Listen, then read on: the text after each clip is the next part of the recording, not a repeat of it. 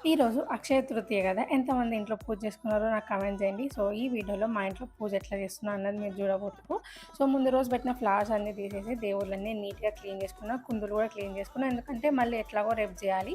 So, ఈరోజే complete పూజ చేసేస్తే రేపు చేయాల్సిన అవసరం లేదు అని చెప్పేసి. సో, ఈరోజైతే అమ్మవారి విగ్రహం అండ్ కృష్ణుడి విగ్రహం 2 క్లీన్ చేసి మంచి బొట్లో పెట్టుకున్నాం అనమాట.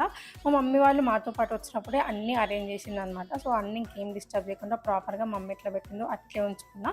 అండ్ ప్రతి ఇయర్ అక్షయ తృతీయ రోజు మా ఇంట్లో ఉన్నప్పుడైతే అంటే మిర్యాలగూడలో ఉన్న, దేవరకొండలో ఉన్న కొంచెం గోల్డ్ అయినా తీసుకుంటాం. లైక్ మంచిది అని చెప్పేసి. మీరు ఎంతమంది అది నమ్ముతారో నాకు ఖచ్చితంగా కామెంట్ చేయండి. అండ్ మీరు ఎవరైనా గోల్డ్ తీసుకుంటే కామెంట్ చేయండి. సో, కొబ్బరికాయ లేదనమాట ఇంట్లో. అందుకని దేవుడి దగ్గర ఒక ఫ్రూట్ ఇంకా డబ్బులు పెడదామని ఫిక్స్ అయిపోయినా. ఇంకా అన్నీ పెట్టేసి దీపం ముట్టిచ్చేసిన. దీని తర్వాత నేను టెంపుల్కి వెళ్ళిన. ఒక మంచి మిరాకిల్ జరిగింది. అదంతా నేను నెక్స్ట్ వీడియోలో ఖచ్చితంగా షేర్ చేస్తా. అండ్ అందరికీ once again happy Akshaya Tritiya. And ఈ వీడియోకి ఇంతే. సరే అయితే బాయ్ మరి.